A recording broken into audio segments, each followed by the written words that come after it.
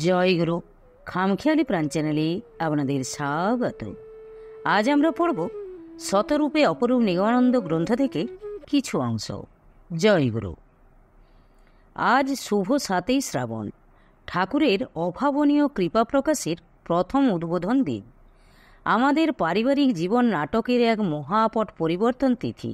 প্রাতকৃত্যাদি সমাপনান্তে 8টা বাজিতে না বাজিতেই আমরা সকলে নৌকাযোগে স্টিমার স্টেশনাভিমুখে ছুটিলাম।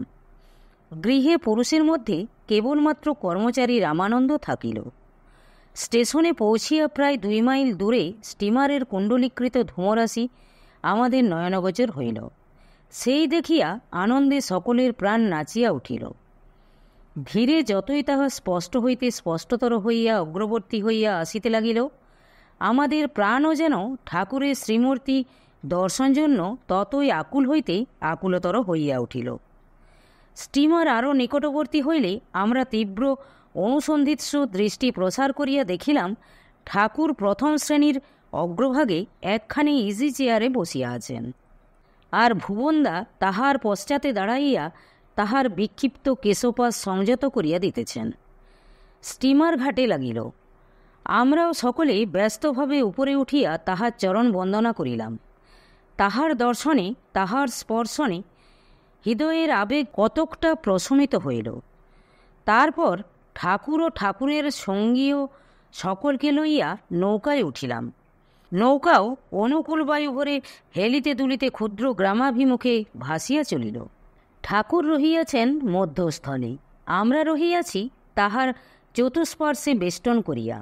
দেখিলাম ঠাকুরের মুখখানা বেশ আনন্দপূর্ণ, অথচ তারই মাঝে যেন বিষাদ গম্ভীর কালো ছায়ার একটু অস্পষ্ট আভাস। হঠাৎ তিনি বলিয়া উঠিলেন, তোদের এখানে শ্মশান আছে রে? আমরা বলিলাম, না ঠাকুর, আমাদের এখানে তেমন কোনো নির্দিষ্ট পাকা শ্মশান নাই। সেদিন তখনও বুঝিতে পারি নাই ঠাকুরের এই আকস্মিক প্রশ্নের নিগূঢ় রহস্য কী। সেদিন তখনও কল্পনায় আনিতে পারি নাই যে অচিরেই আমাদিগকে শ্মশানের সঙ্গে নিবিড় সম্বন্ধযুক্ত হইতে হইবে। অচিরেই কয়েকটি প্রাণীর অন্তিম ক্রিয়া সম্পাদনের জন্য আমাদিগকে শ্মশানের শরণাপন্ন হইতে হইবে। ঠাকুর কি এই প্রশ্নে তাহারই পূর্বাভাস দিয়া রাখিলেন? নৌকা ঘাটে আসিয়া লাগিল। ঠাকুর তাহার নির্দিষ্ট আসনে আসিয়া উপবিষ্ট হইলেন। বাড়ির ছোট ছোট ছেলেমেয়েরা সমস্বরে তাহার স্তোত্রবন্দনা আরম্ভ করিয়া দিল। আশ্চর্যের বিষয়, এতক্ষণ চলিয়া গিয়াছে, তবু ইহার মধ্যে অত বড় একটি সাংঘাতিক রোগীর কথা একবারও আমাদের মনে পড়ে নাই। এদিকের একটা সুব্যবস্থা করিয়া দিয়া রোগীর কক্ষে যাইয়া শুনি তাহার অবস্থা অত্যন্ত শোচনীয়। এমনকি ইতিমধ্যে তাহাকে বাহির করিবার জন্য ব্যস্ত হইতে হইয়াছিল। অথচ আশ্চর্য, রোগিণী তখনও ঠাকুরের চরণামৃতপানে সমুৎসুক। অপরাহ্নে ঠাকুরকে লইয়া নৌকায় বেড়াইতে বাহির হইলাম। ঘন ঘন জয়গুরু ধ্বনিতে আকাশ বাতাস আলোড়িত হইয়া উঠিল। বাহিরে জলতরঙ্গের সহিত প্রতিযোগিতা করিয়া যেন হৃদয় ও আনন্দের তরঙ্গ তরঙ্গায়িত হতে লাগিল। আমাদের এই ঘন ঘন আনন্দধ্বনির মাঝে হঠাৎ ঠাকুর বলিয়া উঠিলেন, আচ্ছা, মানুষ মরিলে কিরূপ ধ্বনি দেয় শোনাও দেখি। আমরা তৎক্ষণাৎ আনন্দ ভরে মৃতদেহবাহী জনগণের অনুকরণে গগনকম্পী হরিধ্বনি দিয়া উঠিলাম, বল হরি, হরি বল। তখনও জানি না আগামীকাল ঠিক এমনই সময়ে এমনি করিয়া আমাদের হরিধ্বনি দিতে হইবে। এমনি করিয়া হরিধ্বনি দিয়া আমাদের সোনার প্রতিমাকে চির বিসর্জন দিতে হইবে।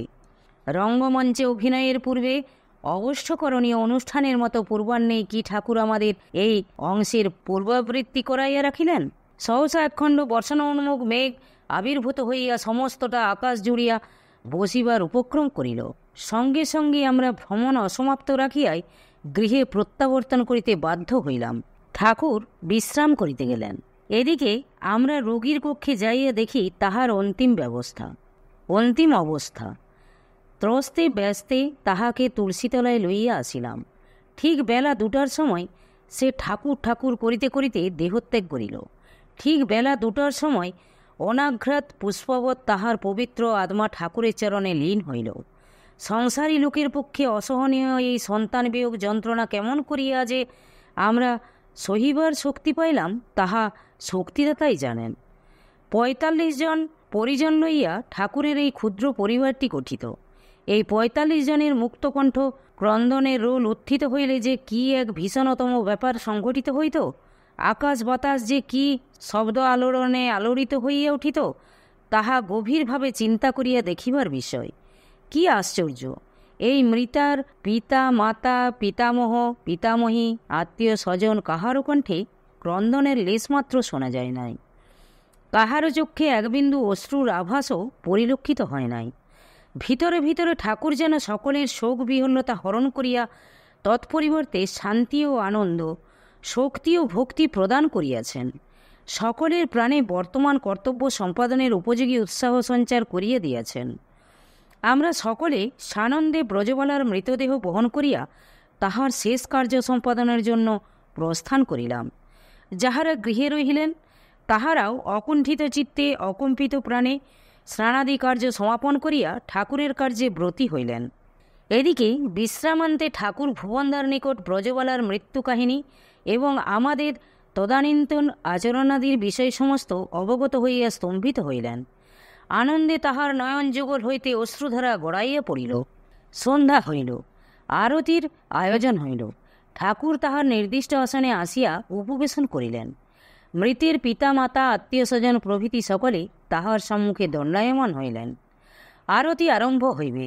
এমন সময় ঠাকুর গম্ভীরস্বরে বলিলেন, আমি ব্রজবালার মৃত্যুর আনুপূর্বিক বিবরণ শুনিয়া আশ্চর্যান্বিত হইয়াছি। তোমরা আজ ব্রজবালাকে আমার হাতে তুলিয়া দিয়া তোমাদের ঠাকুরকে চিরদিনের মতো কিনিয়া রাখিলে।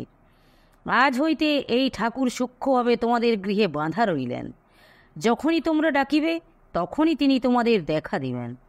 তখনই তিনি শান্তির তৃপ্তির অমীয় ধারায় তোমাদের স্নাত করাইবেন। আজ তোমরা যে প্রকার বিয়োগ বেদনা হাসি মুখে সহ্য করিলে, আমি আশীর্বাদ করি ইহা অপেক্ষা আরও বড় বড় বিপদ তোমরা ধৈর্যের সহিত সহ্য করিতে সক্ষম হও। ঠাকুরের এই বজ্রগম্ভীর অভয় আশীর্বাণী প্রত্যেকের হৃদয় স্পর্শ করিল। ভবিষ্য বিপদ সহন উপযোগী একটা দৃঢ়তার ভাব যেন সকলের প্রাণে বিদ্যুৎ চমকের মতো খেলিয়া গেল। সকলে সমস্বরে জয়গুরু ধ্বনি দিয়া উঠিলেন। এইভাবে সেই দিনের আরতি ক্রিয়া নিষ্পন্ন হইল। ঠাকুরকে লইয়া বেশ আনন্দে দিন কাটাইতে লাগিলাম। তাহার সাহচর্যে আমাদের চিত্ত নতুন উপাদানে গঠিত হইতে লাগিল। কাহারও মুখে বিষাদের ছায়ামাত্র নাই, কাহারও বুকে হা হুতাশের ভাব নাই। সকলেই আনন্দে ভরপুর। ইতিমধ্যে আমাদের গৃহে যে কাহারও মৃত্যু ঘটিয়াছে, আমাদের আচার ব্যবহার দেখিয়া তাহা কাহারও বুঝিবার সাধ্য ছিল না। এইভাবে ৫-৬ দিন অতিবাহিত হইলে পর হঠাৎ একদিন রাত্রি ২ ঘটিকার সময় ঠাকুর ভুবনদাকে ডাকিয়া বলিলেন, ভুবন, তোর পিতার অবস্থা খারাপ। ভুবনদা জিজ্ঞাসা করিলেন, তবে তিনি কি এ যাত্রায় দেহরক্ষা করিবেন? ঠাকুর বলিলেন, হ্যাঁ। পরদিন প্রাতে ভুবনদা যখন আমাদের সম্মুখে পিতৃদেব সম্বন্ধে ঠাকুরের অভিমত জ্ঞাপন করিলেন, তখন আমরা বিস্মিত হইলাম। কারণ এখনও পর্যন্ত তাহার মৃত্যুর কথা দূরে থাকুক, কোনো ব্যাধির লক্ষণ পর্যন্ত প্রকাশ পায় নাই। কিন্তু আশ্চর্য, বেলা দ্বিপ্রহর হইতেই পিতৃদেব আহার ত্যাগ করিলেন। তাহা তাহার স্বেচ্ছাকৃত অথবা মরণ দেবতার নিয়ন্ত্রিত তা কে জানে। যা হোক, তখনই বুঝিতে পারিলাম তাহার শেষ দিন ঘনাইয়া আসিতেছে। মরণের বড় বেশি বিলম্ব নাই। এই আহার ত্যাগেই তাহার সূচনা। আমরা সমবেতভাবে পিতৃদেবের অবস্থা সম্মুখ পরিগত হইবার জন্য শ্রী শ্রী ঠাকুরের নিকট উপস্থিত হইলাম। আমাদের আগ্রহাতিশয্যে ঠাকুর বলিলেন, তোমাদের পিতার আয়ু নাই।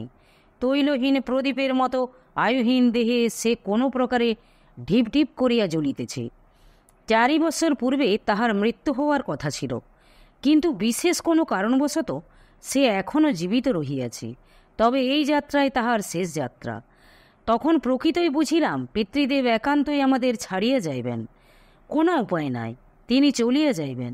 এই কথা ভাবিতেই যেন হৃদয়টা ভাঙ্গিয়া আসিতে লাগিল, দেহটা নিস্পন্দ হইতে আরম্ভ করিল। ভাবিতে লাগিলাম, কেমন করিয়া আমরা তাহার বিয়োগ যন্ত্রণা সহ্য করিব। ঠাকুরকে বলিলাম, তুমি থাকিতে থাকিতে যদি বাবার দেহত্যাগ হয়, তাহা হইলে আমরা হাসি মুখে সব ব্যথা বেদনা সহিয়া যাইতে পারিব ঠাকুর। অতএব যাহাতে তোমার উপস্থিতিতেই তাহার দেহত্যাগ ঘটে, তুমি তাহারই ব্যবস্থা করো। ঠাকুর বলিলেন, আমি থাকিতে তাহার মৃত্যু ঘটিবে না।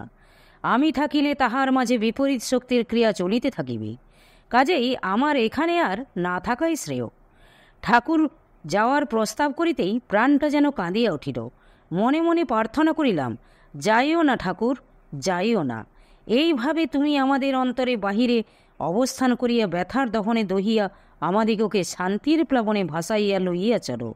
আমাদের ব্যাকুল প্রার্থনায় আকুল আগ্রহে ঠাকুর 9 দিন আমাদের গৃহে অবস্থান করিলেন। 9 দিন তাহার সঙ্গ লাভ করিয়া আমরা জগৎ ভুলিয়া থাকিলাম। 10 দিনের দিন তিনি আমাদের আশীর্বাদ করিয়া স্বস্থানে চলিয়া গেলেন। আমরাও এদিকে কায়মনপ্রাণে পিতার সেবায় নিযুক্ত হইলাম। জয় গুরু, জয় গুরু। আজ এই পর্যন্তই। যদি আপনাদের ভালো লেগে থাকে তাহলে চ্যানেলটিকে সাবস্ক্রাইব করে সাথে থাকবেন। পরবর্তী অংশ অন্য কোনো দিন। জয় গুরু, জয় গুরু।